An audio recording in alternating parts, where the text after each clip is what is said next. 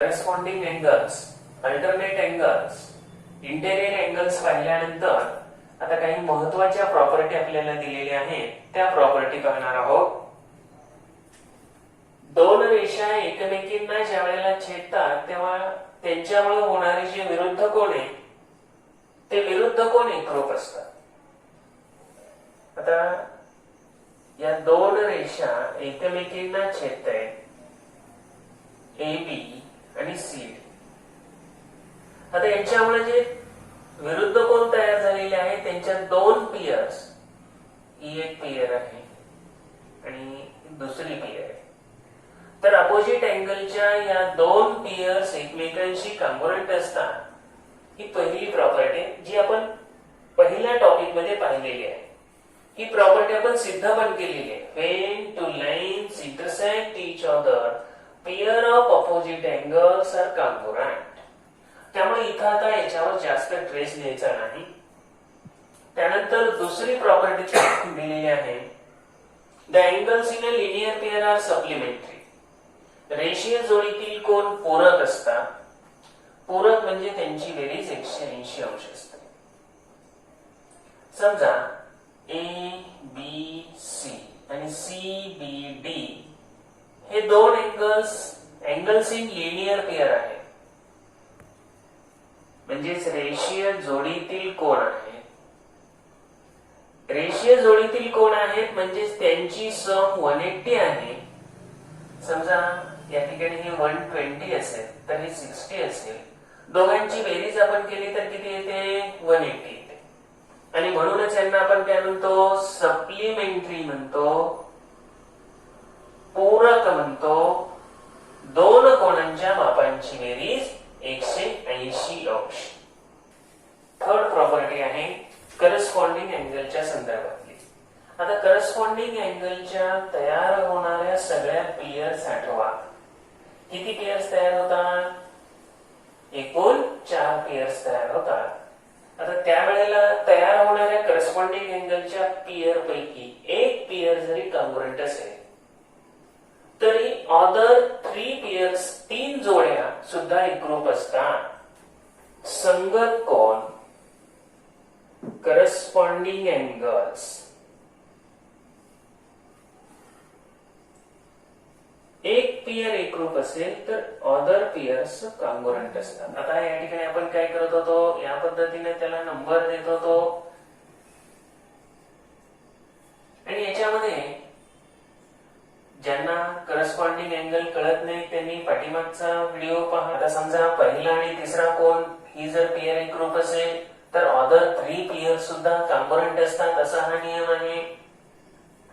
त्यानंतर corresponding angle नंतर आपल्याला अल्टरनेट एंगल्स. आता अल्टरनेट मध्ये पण इंटेरियर आणि एक्सटेरियर आहे. जास्तीत जास्त जो वापर आहे तो इंटेरियरचा आहे. झेड आकाराचा अल्टरनेट अँगल युगक्रम कोन. आता युगक्रम कोन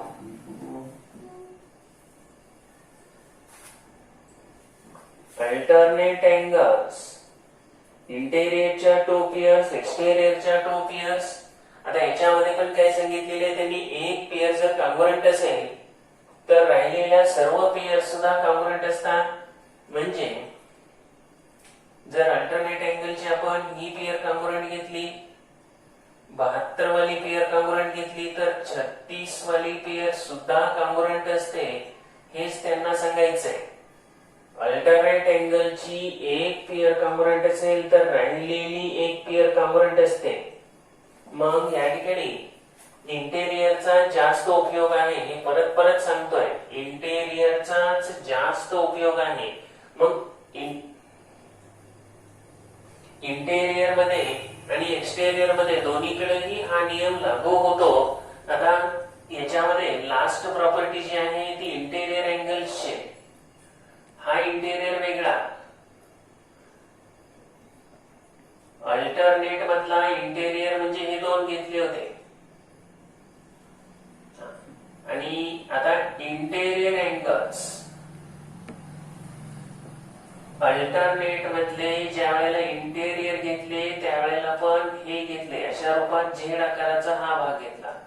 आता जो घेणार आहोत इंटेरियर अँगल्स, इथं मात्र कॉन्ग्रुएंट नाही घ्यायचं, या ठिकाणी सप्लिमेंटरी घ्यायचंय, हे लक्षात घ्या.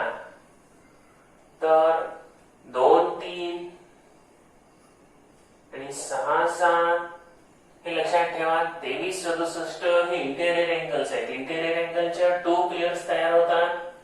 आता याच्यामध्ये कॉन्ग्रुएंट नाही म्हणायचं. जर एक पेयर सप्लिमेंटरी असेल, सप्लिमेंटरी म्हणजेच पूरक असेल, म्हणजेच 180 सम असेल. समजा ही पेयर आहे, या दोन्ही कोणाच्या मापांची बेरीज 180 आहे, तर अदर पेयर जी आहे त्या पेयरची सुद्धा बेरीज किती असेल? 180 असेल. 180 अंश बेरीज असेल. या प्रॉपर्टी चांगल्या पद्धतीने लक्षात ठेवा. आज आपल्याला इंटेरियर अँगल थेरम पाहायचंय. आंतरकोनाचे प्रमेय. इंटेरियर अँगल थेरम मध्ये काय दिलेलं असेल तर लाईन्स पॅरलल दिलेल्या असतील आणि अँगल सप्लिमेंटरी दाखवायचे असतील. कॉन्व्हर्स आणि थेरम हे नीट लक्षात घ्या. पहिल्यांदा आपण स्टेटमेंट रीड करू. इफ 2 पॅरलल लाईन्स, म्हणजेच या ठिकाणी पॅरलल लाईन्स दिलेल्या आहेत, समांतर रेषा दिलेल्या आहेत, are intersected by transversal, then interior angles on either sides of the transversal are supplementary. आपण करस्पॉन्डिंगला आणि अल्टरनेटला कॉन्ग्रुएंट लिहितो, इंटेरियरला काय करतो? सप्लिमेंटरी लिहितो. पण तेच सांगितले थेरम मध्ये किंवा टेस्ट मध्ये लाईन्स ह्या पॅरलल दिलेल्या असतात आणि दाखवायचं काय असतं? Angle congruent, supplementary. आता इथं इंटेरियर अँगल टेस्ट आहे. इंटेरियर मध्ये कॉन्ग्रुएंट नाही, इंटेरियर मध्ये सप्लिमेंटरी. थेरम अवघड वाटतो, त्यामुळे काळजीपूर्वक व्यवस्थित लक्ष द्या. आणि तो पण थेरम आहे तो इनडायरेक्ट प्रूफच आहे, त्यामुळे काळजीपूर्वक लक्ष द्या. दिलेली माहिती 2 रेषा समांतर आहेत, तर या ठिकाणी पहिल्यांदा लिहिलं या 2 रेषा समांतर आहेत, एल आणि एम या पॅरलल आहेत. ठीक आहे. अँगल ए आणि बी हे एका साइडचे इंटेरियर अँगल्स आहेत.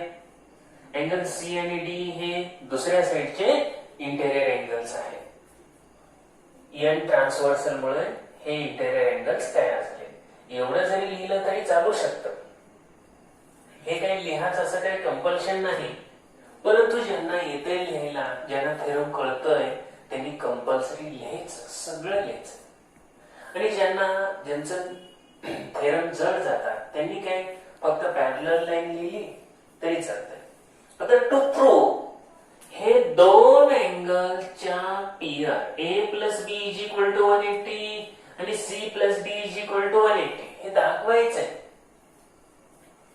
थेरम मध्ये अँगल सप्लिमेंटरी दाखवा इंटेरियरचे, अल्टरनेट असते तर कॉन्ग्रुएंट, करस्पॉन्डिंग कॉन्ग्रुएंट. आता काय करायचं? हे सप्लिमेंटरी दाखवायचे म्हणजे 180. प्रूफ मध्ये 3 पॉसिबिलिटी असतील. इथं लिहिलेले अगोदर ए प्लस बी ची कन्सिडर करू कंडिशन. ए प्लस बी 180 पेक्षा लेस असेल, 180 पेक्षा ग्रेटर असेल किंवा 180 असेल. या 3 पेक्षा वेगळी कंडिशन येईल का? नाही. 3च कंडिशन इथं निर्माण होऊ शकतात. 180 दाखवायचं आहे त्यावेळेला 180 पेक्षा कमी तर येईल, 180 पेक्षा जास्त तर येईल, किंवा शेवटी राहिलं 180. आता जे खरं आहे, जे दाखवायचंय, जे सत्य आहे ते शेवटी लिहायचं. या 3 पॉसिबिलिटी मध्ये हे शेवटी लिहिलं. या 3 मधल्या 2 पॉसिबिलिटी, ही काय पॉसिबिलिटी आहे? A plus B less than 180. ही पॉसिबिलिटी आहे A plus B greater than 180. जर 3 पॉसिबिलिटी असतील आणि त्यातल्या 2 शक्य नाही, मग तिसरा बरोबर आलाच की नाही? पॉसिबिलिटी तिसरी सत्य आली, मग इथं हे सांगायचंय आपण या पद्धतीने जाणार आहोत. पहिल्या दोन पॉसिबिलिटी आपण शक्य नाही तसं दाखवणार आणि जे आहे खरोखर सत्य आहे ते शेवटी घ्यायचं. ते पहिल्यांदा नाही घेऊन चालणार. अगोदर सत्य आहे ते पहिल्यांदा घ्यायचं आणि मग उलट थेरम वाढेल ना. परत राहिलेल्या दोन कंडिशन पण पॉसिबिलिटी पण चेक कराव्या लागतील. तसं नाही, जे सत्य आहे ते शेवटी घ्यायचं. म्हणतात ना की सत्य हे शेवटी सत्यच असतं. वेळ लागतो परंतु ते सिद्ध होतच. म्हणून काय करायचं आपण, हे सत्य आहे ते जे ट्रू आहे ते लास्टला लिहायचं. आता फक्त ए प्लस बी चा विचार करतो, सी प्लस डी चा नाही. सी प्लस डी ला सिमिलरली लिहू. लेस दॅन, ग्रेटर दॅन आणि लास्ट कंडिशन घेतली A plus B is equal to 180. आता ह्या तीन केस लक्षात आल्या का बघा.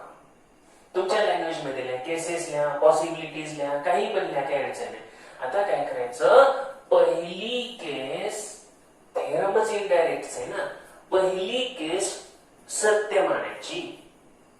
इनडायरेक्ट मध्ये आपण काय करतो, जे सत्य आहे ते या ठिकाणी आपल्याला जे दाखवायचंय, जे आपण पॉसिबल आहे ते असत्य म्हणतो.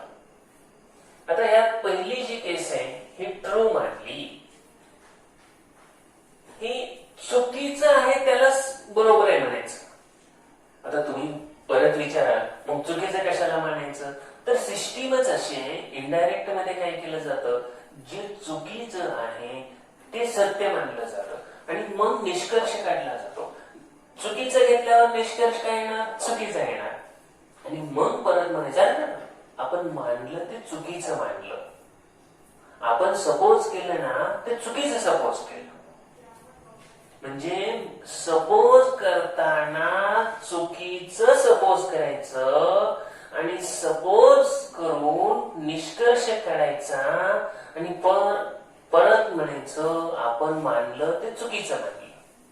आपण अकलूजला निघालो, अकलूजला जायचंय, पण त्यावेळेला सोलापूरच्या रस्त्याने जायचं आणि सोलापुरात पोहोचल्यावर म्हणायचं चुकलं की आपण, आणि त्याला म्हणायचं इनडायरेक्ट अप्रोच. आपण काय करणार,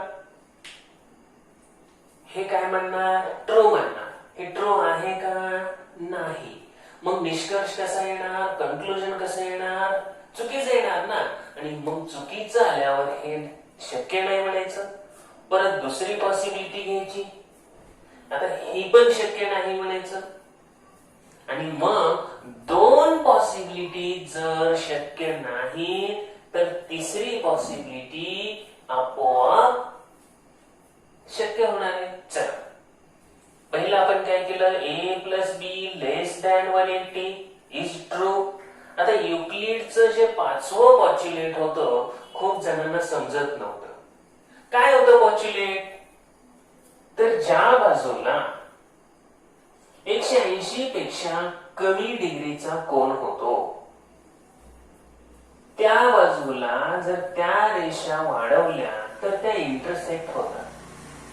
आता हे होतं युक्लिडचं पाचवं पॉच्युलेट.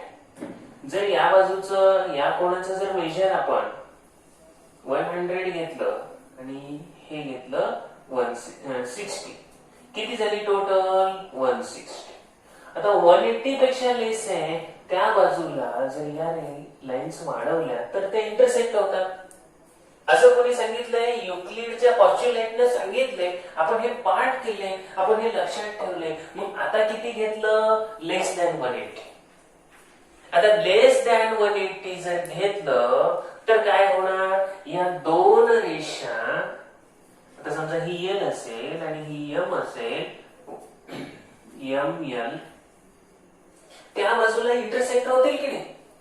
पण दिलंय काय, ह्या पॅरलल आहे, दिले पॅरलल. आपण लेस दॅन 180 मुळे काय दाखवलं, ए प्लस बी च्या बाजूला काय दाखवलं, त्या छेदणार.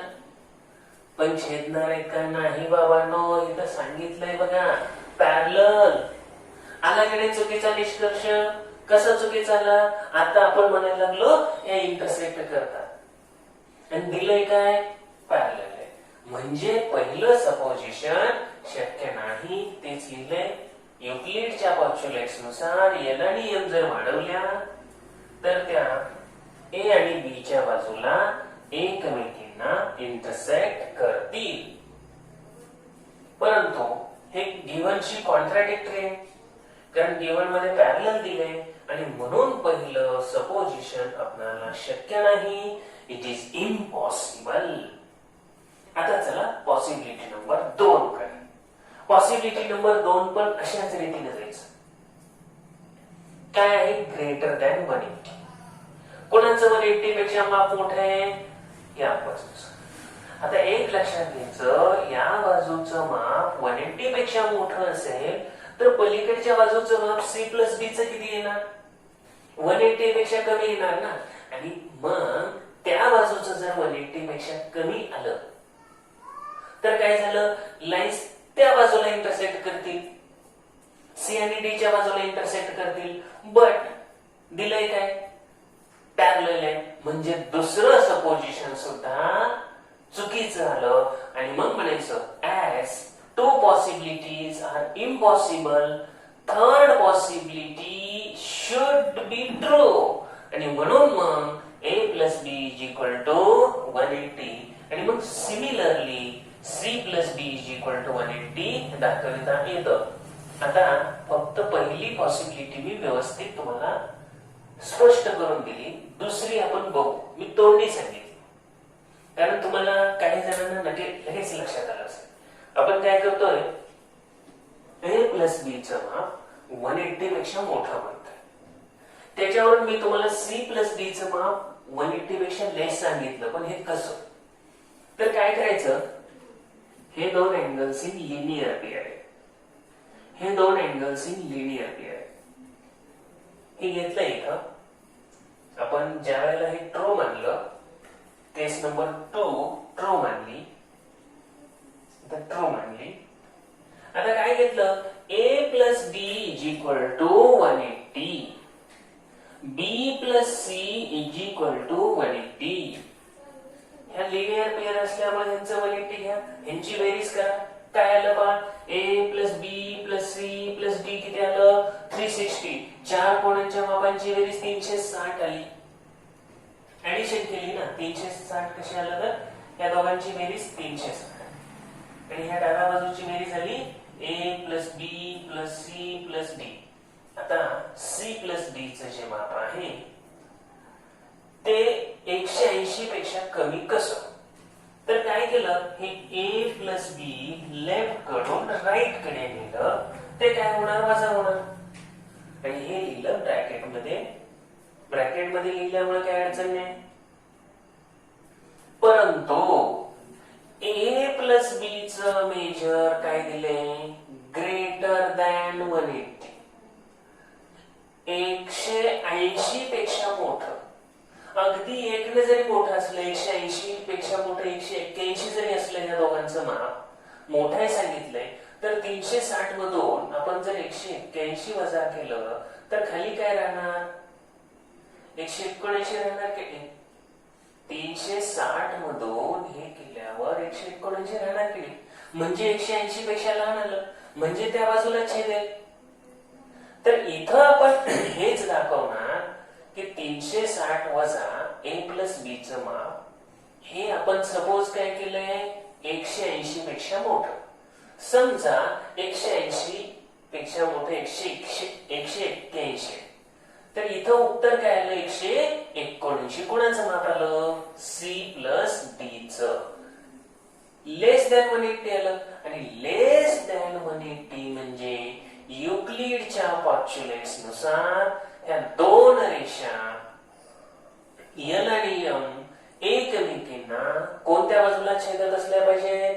सी आणि डी च्या बाजूला छेदत असल्या पाहिजेत.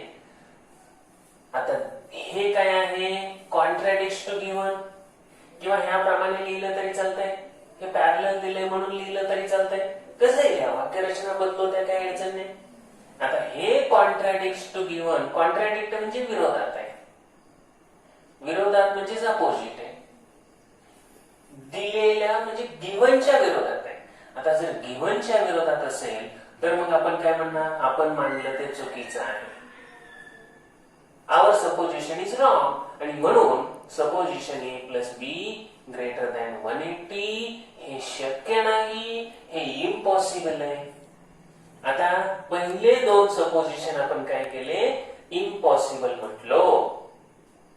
आता पहिले दोन सपोजिशन इम्पॉसिबल असतील तेव्हा आपल्याला काय म्हणावं लागेल, देअरफॉर पॉसिबिलिटी,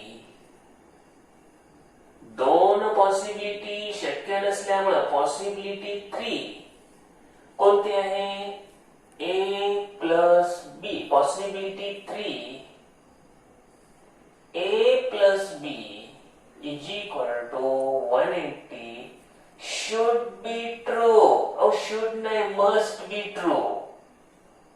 तर ही काय असली पाहिजे, मस्ट बी ट्रू. दोन माहित म्हणल्यावर काय, तिसरी शक्यच असणार ना.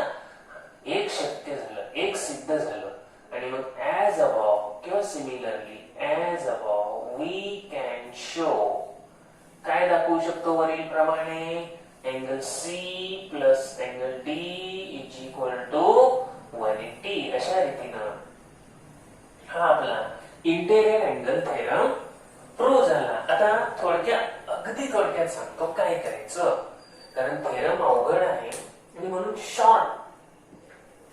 तर जे दाखवायचंय, ए प्लस बी 180, सी प्लस डी 180, तीन पॉसिबिलिटी घ्यायच्या ए प्लस बी च्या, लेस दॅन 180, ग्रेटर दॅन 180 आणि लास्टला 180. लेस दॅन 180 म्हटलं की युक्लिडच्या पॉस्ट्युलेशन नुसार काय होणार, त्या दोन लाईन ए आणि बी च्या बाजूला इंटरसेक्ट करणार. मग इंटरसेक्ट करणार पण दिलंय काय, पॅरलल आहे. म्हणजे आपलं सपोजिशन पहिलं इम्पॉसिबल आहे. संपला, पहिल्याचा विषय संपून टाका.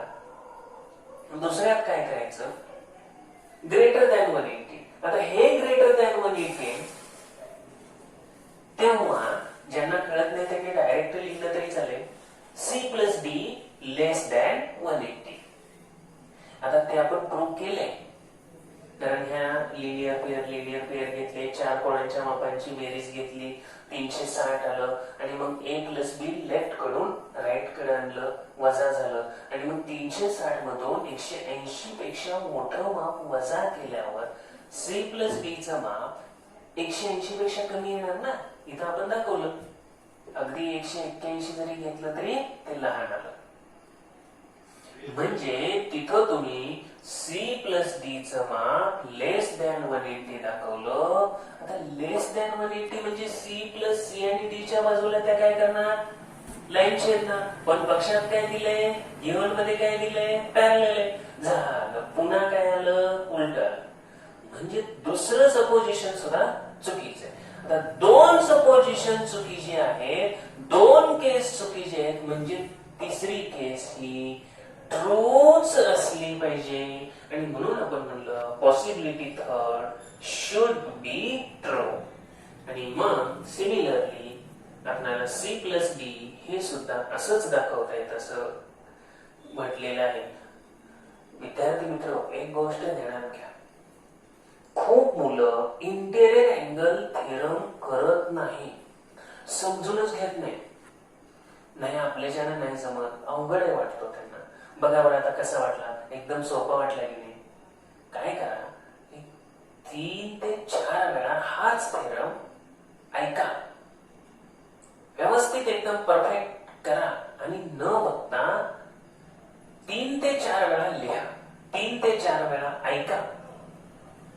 काही जणांना शक्य होत नसेल त्यांनी 5 वेळा, कारण एकदा डोक्यात फिट झालं ना परत अडचण नाही. ठीक आहे, येते लक्षात? Okay, thank you.